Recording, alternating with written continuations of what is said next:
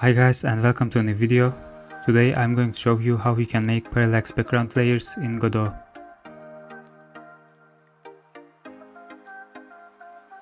First of all, let's add a parallax background to the root node and then add a parallax layer to it. Now we can use a tilemap for our background. Here we will create a new tileset and choose the purple background sprite as the source. We can just paint a big rectangle on the tilemap.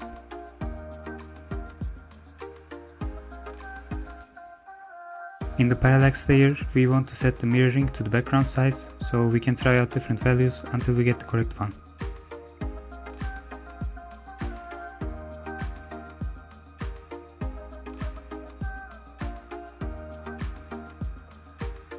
When we start the game, we can see that the background is working properly.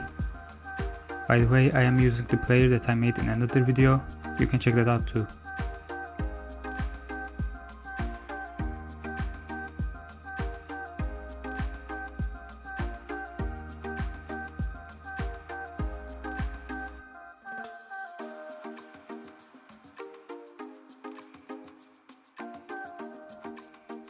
After that, let's add another parallax background.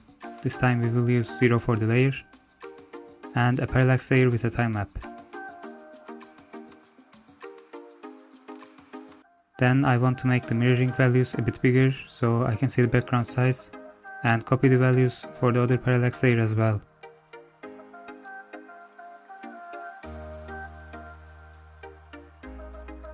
Now we can paint with the dust particles on our tilemap.